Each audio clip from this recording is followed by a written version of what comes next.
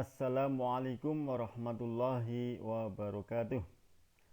Anak-anakku yang berbahagia, pada kesempatan ini saya akan menyampaikan materi tentang kirot.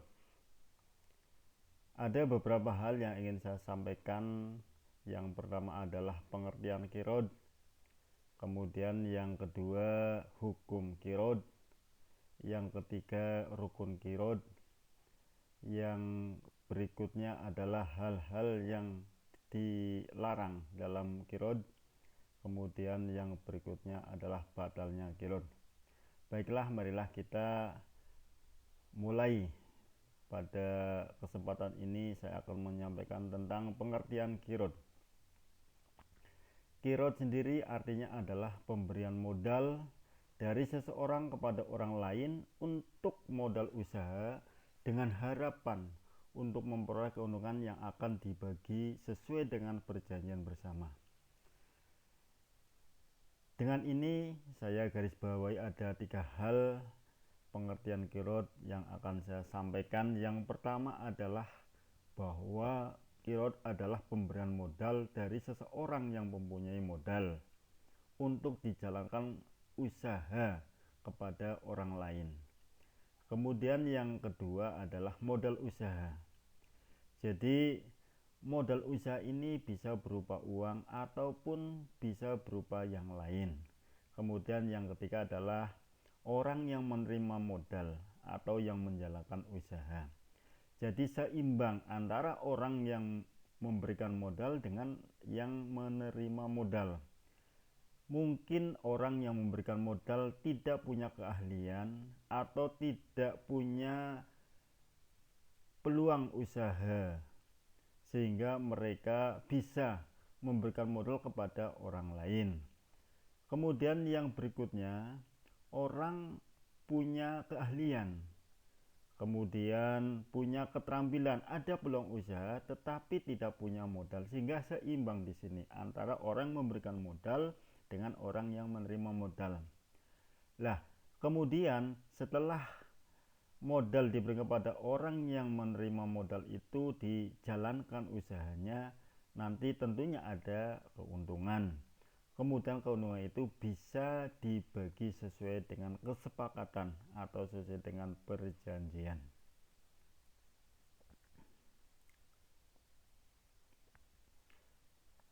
Adalah hukum kirot.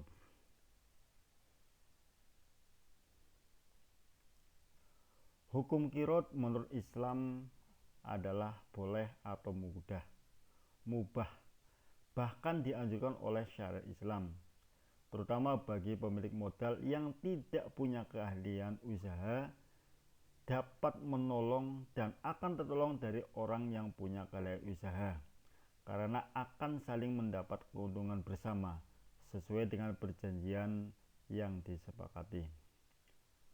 Apabila pemberian modal itu diniati niat ibadah kepada Allah SWT, maka Allah juga akan menolongnya. Nabi Muhammad sallallahu alaihi wasallam bersabda, A'udzubillahi minasyaitonirrajim, Bismillahirrahmanirrahim. Wallahu fi aunal 'abdi ma damal 'abdu fi auna akhihi. Rawahu Muslim. Artinya, dan Allah akan menolong hambanya selama hambanya itu mau menolong saudaranya ini. Hadis riwayat Muslim. Telah saya sampaikan tadi bahwa apabila kita niat ibadah kepada Allah Subhanahu wa taala, bahwa Allah sendirilah yang nanti akan menolong orang yang tadi menolong. Jadi apabila kita menolong kepada orang lain, maka diniati niat ibadah kepada Allah Subhanahu wa taala. Insya Allah Allah akan membalasnya dengan yang lebih besar dan lebih.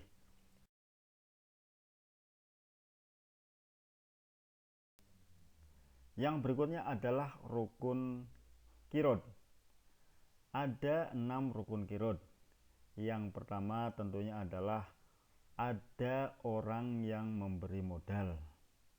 Kemudian yang berikutnya ada modal usaha yang nanti akan digunakan untuk usaha atau mengembangkan usaha.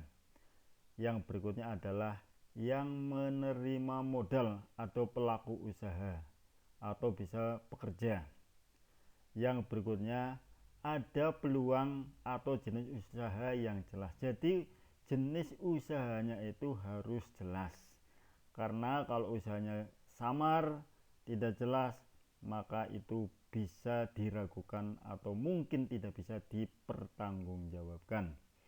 Kemudian yang berikutnya, pembagian keuntungan yang disepakati bersama. Prosentase disesuaikan dengan kesepakatan-kesepakatan yang dimasukkan di dalam perjanjian. Dan yang terakhir adalah ijab qabul atau penyerahan dan penerimaan antara orang yang menerima modal dan yang menerima modal atau yang menjalankan usaha. Itulah ada 6 rukun qiraat yang ada di dalam pelaku. Yang berikutnya adalah larangan qiraat pada pelaku modal. Ada beberapa larangan yang harus dihindari, larangan yang tidak boleh dilanggar. Yang pertama adalah tidak boleh melanggar perjanjian akad qiraat. Jadi di dalam perjanjian-perjanjian itu alangkah baiknya itu tertulis, dan perjanjian-perjanjian yang telah tertulis itu maka tidak boleh dilanggar.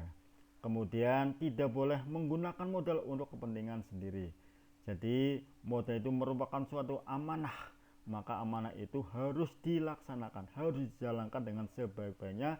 Jangan malah sebaliknya, setelah diberi modal terus uang yang diterimanya itu untuk kepentingan-kepentingan pribadi atau kepentingan sendiri. Inilah yang tidak diperbolehkan, ini harus dihindari. Kemudian tidak boleh menghambur-hamburkan uang usaha, karena saya sampaikan tadi, karena ini merupakan uang amanah yang harus dilaksanakan, harus dikerjakan, maka jangan dihambur-hamburkan. Maka uang itu harus dipergunakan dengan sebaik-baiknya untuk menjalankan usaha.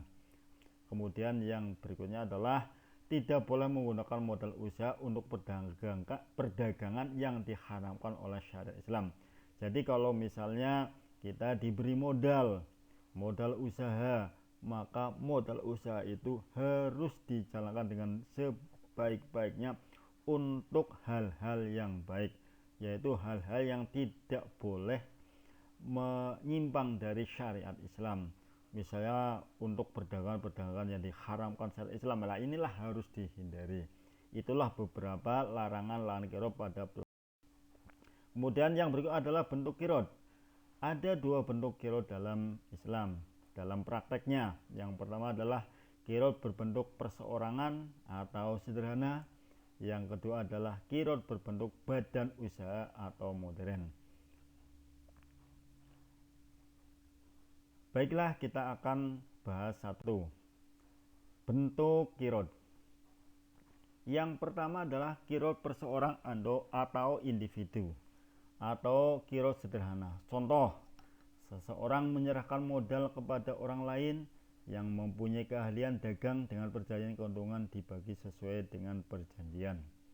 Lah, untuk perdagangan atau qiraat perseorangan, individu atau sederhana, ini telah dicontohkan oleh beliau baginda Rasulullah SAW. Ketika itu beliau Rasulullah SAW untuk menjalankan usaha dagangan Siti Khadijah. Beliau Rasulullah SAW benar-benar menjalankan amanah yang diamanahkan untuk menjalankan usaha dagangannya, yaitu dagangan Siti Khadijah. Beliau dengan baik, beliau dengan sangat dipercaya, beliau sangat jujur dan lain sebagainya. Inilah amanah yang dijalankan oleh beliau Rasulullah SAW, sehingga beliau juga sangat terkenal orang yang syidik, orang yang amanah dan lain sebagainya. Kemudian yang berikutnya adalah qiraat berbentuk badan usaha atau modern. Di zaman sekarang, di zaman modern ini, maka pemberian modal bentuk usaha atau bentuk usaha yang berbentuk badan usaha modern ini, karena kondisi zaman sekarang, maka sekarang sudah banyak sekali pemberian modal yang diberikan dari badan usaha kepada lembaga atau badan usaha yang lain atau mungkin yang lainnya. Contoh misalnya badan usaha Bank BMT memberikan pinjaman modal usaha kepada seseorang dengan keuntungan bagi hasil. Jadi dari lembaga ke perseorangan atau mungkin badan usaha kepada badan usaha yang lain. Inilah bentuk badan usaha atau kirot modern yang ada di zaman sekarang ini. Yang berikutnya adalah tujuan kirot.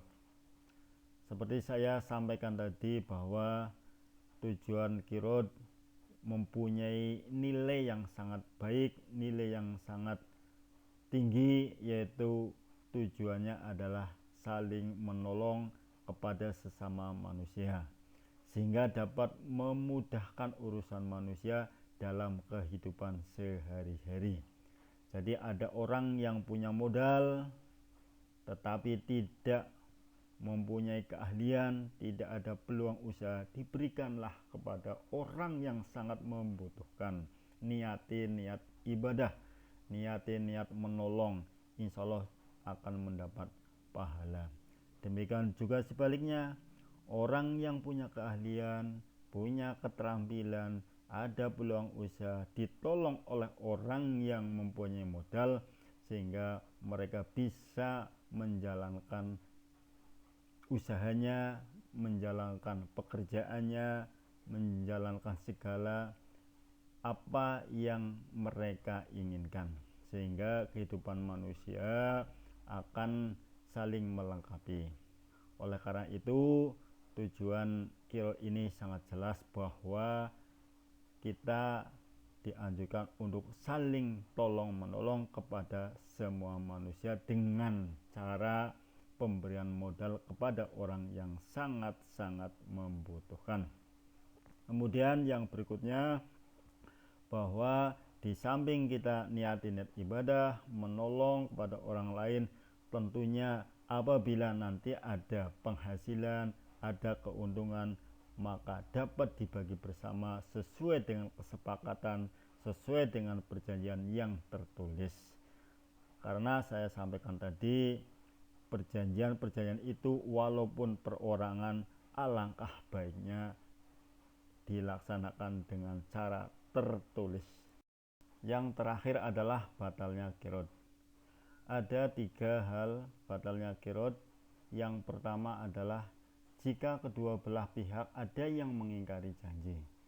Jadi apabila di dalam suatu perjanjian, di dalam suatu kesepakatan telah dicatat, telah tertulis, maka jangan sesekali untuk diingkari atau dilanggar. Jadi kalau misalnya diingkari atau dilanggar, maka akan menjadikan kirot batal. Kemudian yang kedua adalah telah habis waktu yang telah ditentukan.